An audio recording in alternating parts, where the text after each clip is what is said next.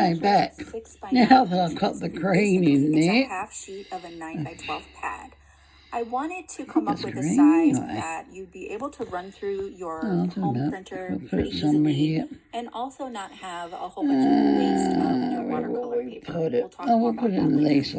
Here I have a Zentangle pencil, a regular pencil will do. I'm going to start by adding a dot to each corner of my page. I'll go ahead and connect those dots because I want to keep a nice, about a quarter-inch border around this journal page. This is another lady I'm following. Next thing I'll do is decide on the orientation. I ultimately decided to make this a landscape. Now, I will say I really enjoyed the longer, more narrow landscape version of the journal that I was working in last time. And I did cut a piece of Rex, you want to come up on the bed again? But I felt a little restricted. Or are you going to stay on the floor this time? How narrow that was from top to bottom when I was working on that page. So I decided to go with this orientation. I'm using a Sakura Micron 01. No, I'm not colouring the whole leaf, just areas. It's called Verve. As always, I'll have a link to the original pattern source down below. So you start with this S shape. Now, I decided that I would use this S shape repeatedly in different patterns on I don't know why they don't have a point on these. That's often something that I'll do if I'm practicing a new pattern, as I like to use that pattern in different ways, in different other one will bleed, one will lose its different styles, and so we'll do that over and over. We're going to be using Verve and Dragon Air, like a hybrid of Dragon Air. That way you can add a little bit of colour to the page. The S stroke is one of my favorites. There's dots, lines, F's, C curves, and if you can do those, you can really Zentangle. There's just very, very basic strokes that bring Zentangle together and brings it to life.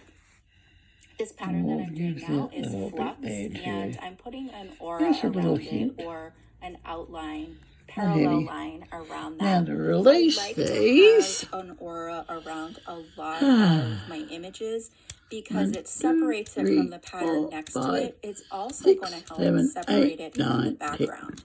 Now remember, this page is going to be used to swatch watercolors.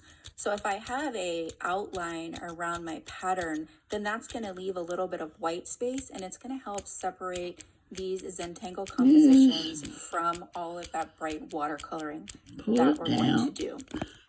It might pop out adding some weight to the lines. I like to have a lot of high contrast in my patterns, a mix of white space and that high contrast black. So rounding corners and adding weight to a lot of the lines is something that I do quite often. I think it really adds a lot of impact to your patterns, and it's very simple to do.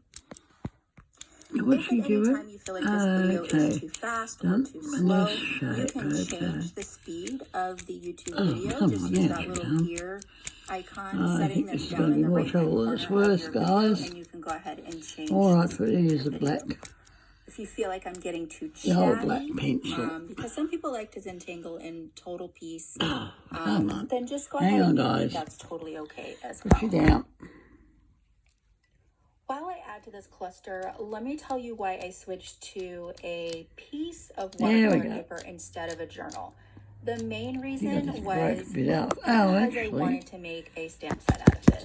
That would be really hard to do if I did this in a journal. Much easier for me to scan a Sweet's getting up on the bed. Journal book. Sure, I broke a bit off of it. Page, you'd have that big crease in the center, so that's why I've switched to an individual piece of paper. Hang on, guys, nothing happening there. A journal for these, because so many of you guys really wanted a stamp set to go along with this. A lot of you like to watch the drawing, but maybe don't feel confident in drawing. I still highly encourage you to try these patterns, learn these patterns. But of course, it's broken in there now. Okay, happy hands. You want the stamp set? Look her up. Got you covered. Noble ink. So that's why I switched to a piece of paper. Some of you may remember that I struggled with the sizing on my journal book last time around. I was using a moleskin watercolor.